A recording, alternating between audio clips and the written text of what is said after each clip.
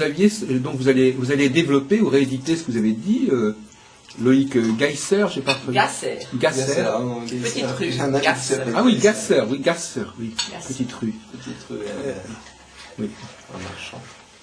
Gasser, oui.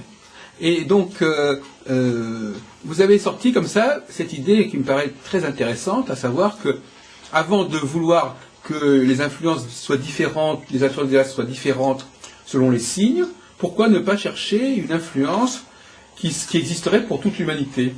C'est-à-dire que nous naîtrions avec un équipement qui nous rendrait sensibles aux astres, et donc quand les astres constituent une certaine configuration, eh bien tous, autant que nous sommes, nous serions d'une manière ou d'une autre marqués par cela. Donc finalement, vous prenez exactement le contre-pied des horoscopes, parce qu'il y a des gens qui disent les horoscopes c'est déjà trop général. C'est-à-dire qu'ils disent c'est pas normal que tout le monde, tous les gens du bélier ou du taureau aient le même destin. Et vous dites non, au contraire, c'est ça qui est pas normal, c'est de dire que les gens du bélier et du taureau n'aient pas le même destin. Vous dites au contraire, pourquoi l'humanité, pourquoi l'être humain, pourquoi tous les êtres humains quelque part ne seraient pas marqués par le même processus. Voilà.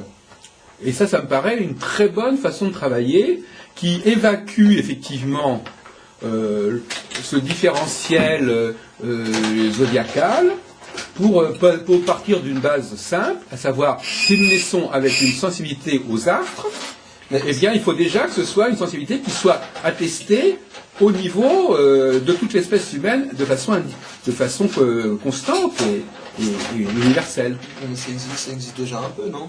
C'est pas totalement novateur. Quand on dit qu'on entre dans l'ère du Verseau, c'est pas que...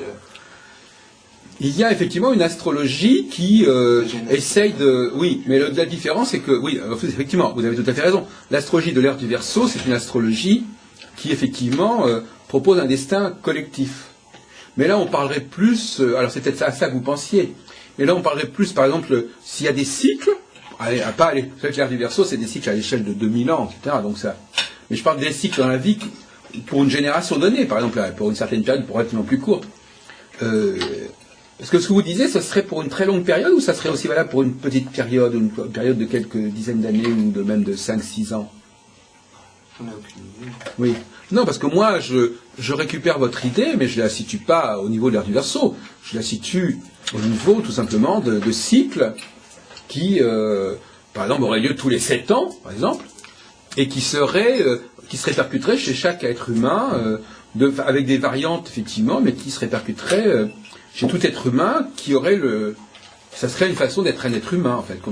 Tout comme un être humain est capable de parler et d'apprendre une langue, eh bien, tous les êtres humains seraient capables de réagir, d'être sensibles à... Alors, comment est-ce que vous expliquerez l'objection selon laquelle, visiblement, quand même, tout le monde ne fonctionne pas de la même manière, au même moment Comment est-ce que On a des sensibilités différentes, je ne sais pas. C'est ça, donc il y aurait un facteur correctif, il y aurait un correctif qui ferait qu'une influence commune, identique, serait modulée de façon diverse, c'est ça? Certainement, oui. Alors ce facteur... par les gènes, par l'éducation, par... C'est ça. Donc il y aurait une influence basique qui serait astrologique, et puis il y aurait des variantes qui seraient liées à d'autres facteurs qui viendraient interférer. Oui, qui sont divers et oui. nombreux. Oui. Alors, est-ce que Stanislas Marquis, vous pouvez réagir de façon très indépendante? Vous n'êtes pas obligé d'être d'accord. Est-ce que vous suivez le raisonnement et la démarche de Monsieur Gasser? Vous êtes avec nous là, vous allez?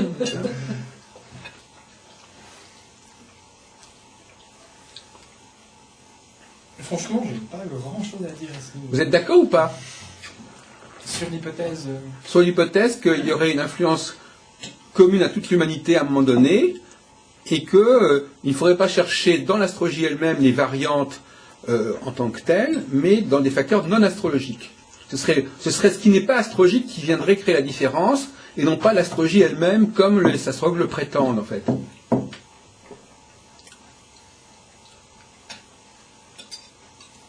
C'est oui ou c'est non? J'ai pas d'avis. Je ne sais pas. Mais en tout cas, votre pratique, elle ne va pas dans ce sens-là. Ma pratique? Enfin, veut dire votre idée de l'astrologie ne correspond, parce que à partir du moment où vous acceptez le thème astral, à partir du moment où vous acceptez les signes zodiacaux, vous acceptez que l'astrologie soit capable de différencier les êtres humains, alors que là on est en train de dire que justement c'est pas l'astrologie qui différencie. L'astrologie introduit au contraire un facteur de ralliement et de rassemblement autour d'un certain nombre de cycles, et que les facteurs de différenciation ne seraient pas de l'ordre de l'astrologie. Donc, de facto, vous n'êtes pas dans cette direction. Parce que pour vous, l'astrologie, c'est quand même tout un Je sais pas système. ce que c'est. Ah, voilà. Je sais pas. Mais oui, vous êtes témoin. Mais bon, moi je pense la même chose, on ne sait pas ce que c'est. Moi j'ai jamais prétendu qu'il y avait quelque chose de scientifique derrière l'astrologie. Scientifique. En tout cas, vous croyez aussi. Mais d'un autre côté, vous avez quand même dit, Monsieur Guesser, il y a une sorte de contradiction. Vous avez dit que quelque part, c'est peut-être pas une contradiction, au niveau du caractère, par contre, vous admettez que les signes constituent une signature particulière. J'ai pas admis, j'ai dit que des fois ça m'arrivait de me dire que ça correspondait assez bien à la description de mon signe et de ma personnalité ou de mon caractère. Donc au niveau caractérologique, il y a l'astrologie rend compte de certaines différences. Au niveau prévisionnel, on pourrait imaginer des cycles qui soient uniques pour tout le monde en fait. On pourrait même inclure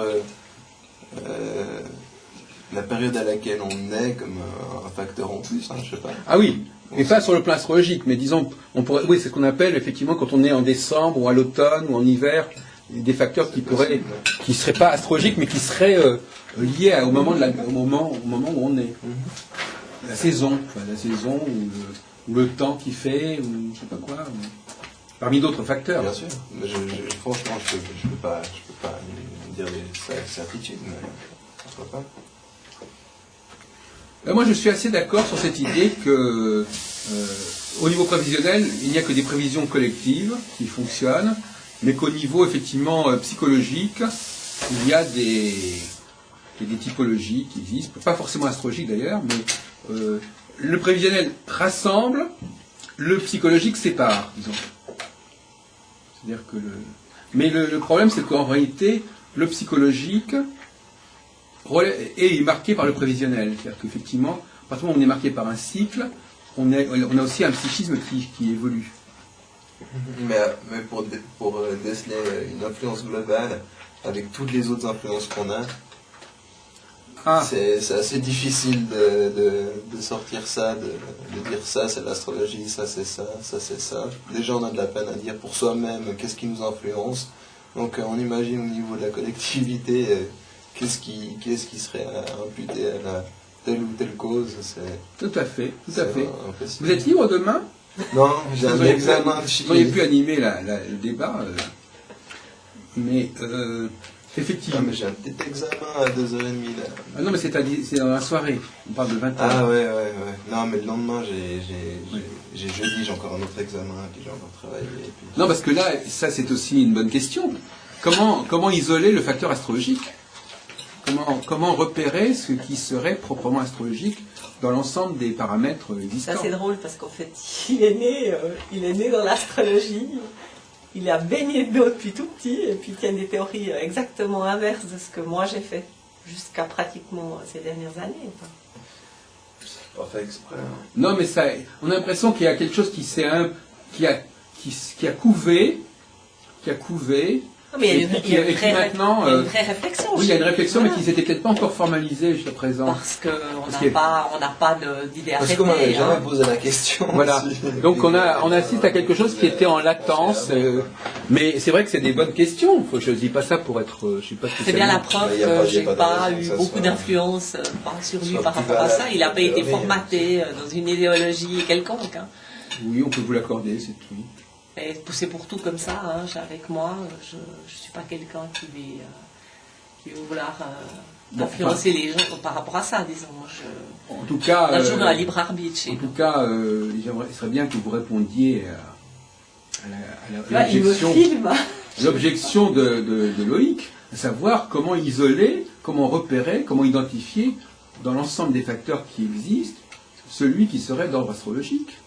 Alors il y a une réponse qui est celle peut-être de certains ici et ailleurs, qui est que l'astrologie et dans le global. C'est-à-dire que l'astrologie, c'est pas une science qui a un créneau spécifique, c'est pas ma thèse, mais c'est la thèse que j'entends souvent, c'est pas une science qui a un créneau spécifique, c'est une science, voilà, c'est une science qui traite en quelque sorte du général, c'est-à-dire qui serait la science que j'appellerais de l'aboutissement. C'est-à-dire qu'elle serait une science qui donnerait, elle ne veut plus, beaucoup d'astrologues ne veulent pas dire c'est une science parmi d'autres, mais c'est la science de la fin des choses, c'est-à-dire la science qui nous dirait comment les choses se terminent, comment une action aboutit. Une science de l'aboutissement. C'est une stratégie que j'entends beaucoup, et d'ailleurs qu'on pourrait également mettre sur le tapis demain soir, à savoir l'astrologie a-t-elle une fonction, une fonctionnalité particulière, ou bien est-ce qu'elle est la superscience qui intègre l'ensemble des autres possibilités, des autres connaissances. Qu'est-ce que vous en pensez, Stanislas? Ça y est, vous êtes prêts maintenant? C'est vrai que par exemple, on n'a toujours pas pu isoler par exemple chez Gauquelin d'effet de Mars. Alors il y a peut-être des... Parce que vous pensez que dans l'état actuel des choses, Gauquelin, c'est pas encore... ça a été remis en question, c'est ça que vous dites? Largement, oui. On en est revenu maintenant de l'effet Mars. Je ne sais pas, il y a toujours des gens qui en parlent, qui soutiennent les travaux de Gauquelin. Il y en a d'autres ensuite à sa suite, je crois. Maintenant, on parle de l'effet Saturne et Pluton. Tout le monde parle que de ça. Ah bon? Bah, moi, tous les mois. On n'a toujours pas réussi à isoler. On parle d'un effet. Ah oui, en ce moment, c'est alors vraiment Pluton, Capricorne. Ah oui, c'est sûr. Oui, on parle beaucoup de Pluton. Beaucoup, alors. Hein. Tous les Capricornes, les ascendants Capricorne, les Saturne en Vierge. En plus, comme la Suisse est Vierge ascendant Lion, je crois. Donc on a fait un parallèle avec ce Saturne qui passe de l'un à l'autre, avec les problèmes économiques, enfin, des choses comme ça. Bon, il est clair qu'au niveau psychologique, on peut difficilement, comment dirais-je, au niveau psychologique, dire que l'astrologie est isolable. Hein. Je crois que c'est de ce point de vue-là, ça paraît très difficile d'isoler l'astrologie au niveau de la description psychologique. En revanche, au niveau prévisionnel, je pense elle a une carte à jouer qui la différencie assez fortement, à condition de bien préciser. Il ne faut pas non plus que ce soit une astrologie qui voit des configurations à tout bout de champ. Hein. Si l'astrologie est constamment en train d'annoncer qu'il y a un événement important, ça n'a plus beaucoup de sens. En revanche, si elle se résume, si elle accepte d'avoir des moments, déclarer des moments forts à des distances relativement éloignées, comme par exemple tous les 7 ans ou tous les 3 ans, là, effectivement, ce n'est que comme ça qu'elle peut expliquer pourquoi certaines choses ont lieu à ce moment-là et pas à d'autres. C'est cette idée que l'événement a lieu à un moment donné, ou certains types d'événements ont lieu à un moment donné et pas à un autre, qui ferait la spécificité de l'astrologie. Et puisque vous en parlez, qu'est-ce qui vous donne plus de crédibilité dans ce que vous dites par rapport à ce que les autres disent? Mais la crédibilité, justement, c'est que il faut que la prévision ne soit pas une inflation. Au moins, il ne faut pas qu'on soit tout le temps en train d'expliquer à chaque instant, comme certains le font. Si vous expliquez en chaque instant que quelque chose se passe, vous ne pouvez pas faire apparaître le facteur astrologique. Vous ne pouvez le faire apparaître que par la rareté du phénomène.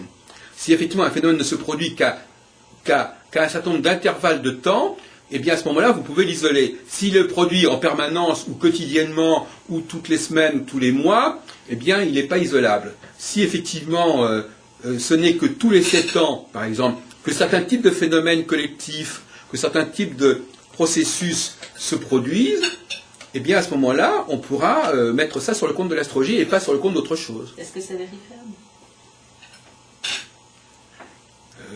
Oui, le mot vérifiable, oui, c'est vérifiable, à condition que ce ne soit pas l'astrologie que vous connaissez. On n'est pas en train de parler de l'astrologie. Il s'agit de dire et en plus le problème n'est pas de savoir si c'est vérifiable ou pas. La question de Loïc n'est pas de savoir si c'est vérifiable ou pas. Il dit il serait bon que l'astrologie puisse être ceci ou cela.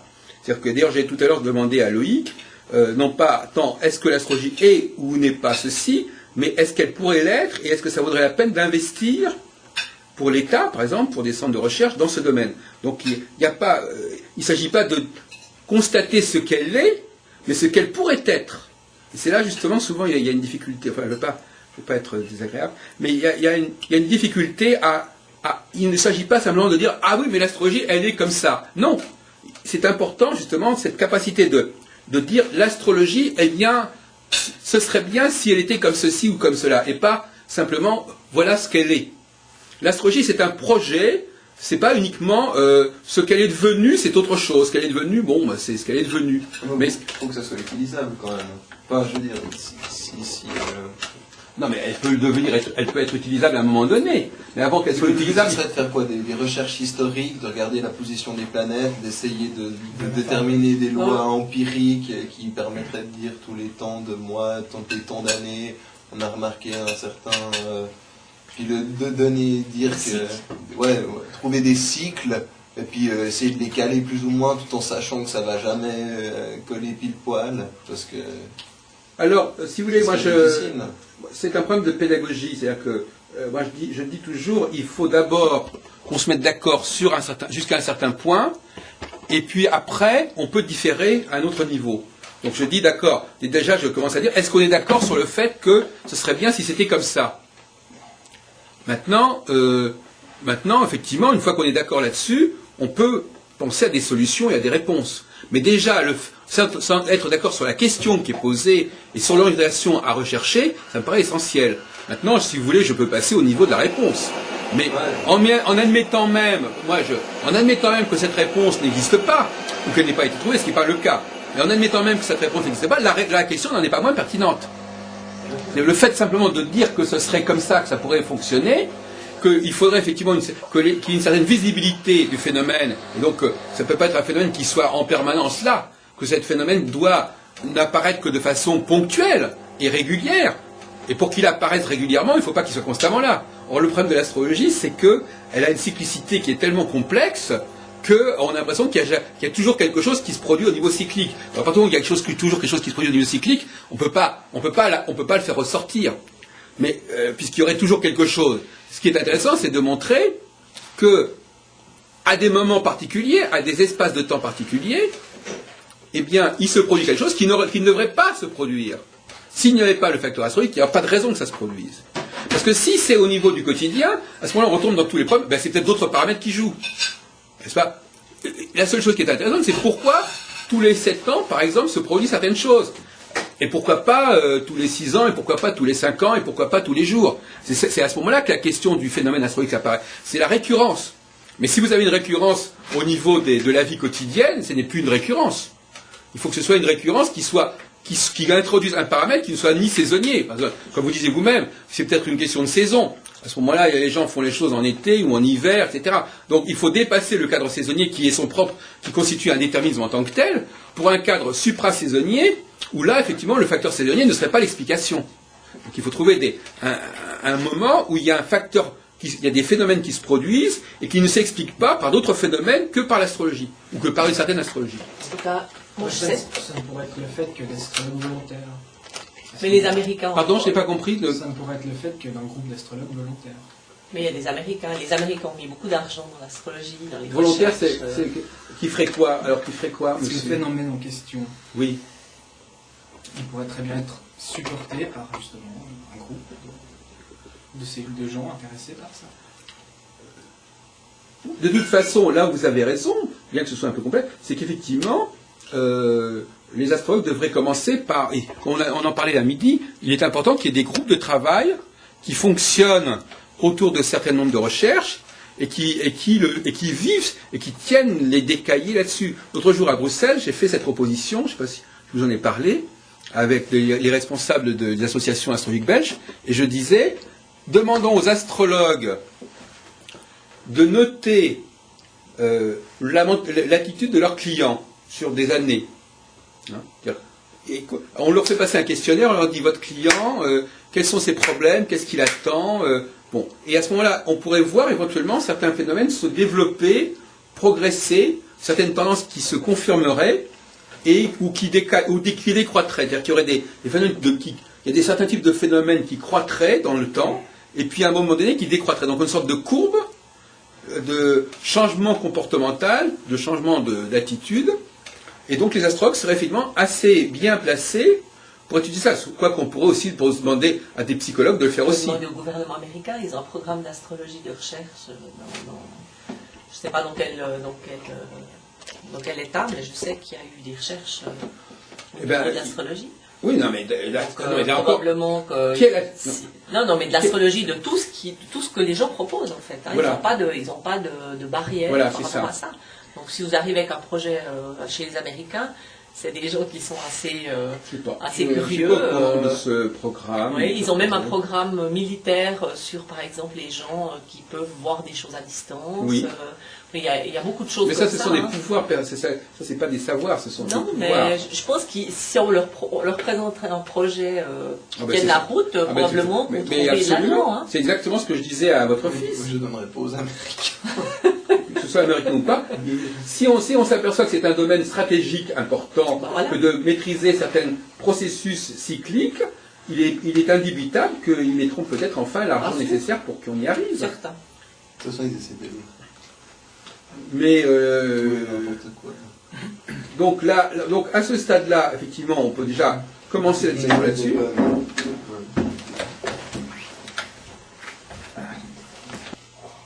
Vous voulez que je tienne la caméra? Non, fait que vous l'orientiez selon la personne qui parle. Ou alors vous voulez qu'on vous la mène ici, je sais pas. C'est vrai que vous étiez bien couché. Mais pas de salade de fruits. Hein. Alors, donc voilà, c'est très simple. Vous orientez vers la personne qui parle. Soit c'est moi, soit c'est votre fils, soit c'est Stanislas. Et puis on a un zoom. Vous avez un zoom ici, oui. Si vous voulez faire du zèle, vous faites du zoom. Là, il est déjà enregistré. Il est enregistré déjà. Si vous voulez faire une pause, vous faites quoi? Donc j'aimerais savoir, vous aviez commencé en disant qu'il faudrait que les astrologues s'organisent en faveur d'une observation sur un très long terme, sur leurs clients, afin de détecter ce qui se passerait tous les 7 ans. Voilà. Il s'agirait... Moi, je suis pour un modèle croissance-décroissance. Donc, il n'y a pas simplement... il y a un modèle, c'est-à-dire qu'il y a un moment où les choses... Excusez-moi, je crois que j'ai fait une bêtise. Excusez-moi. Ouais, c'est une photo, je me suis trompée.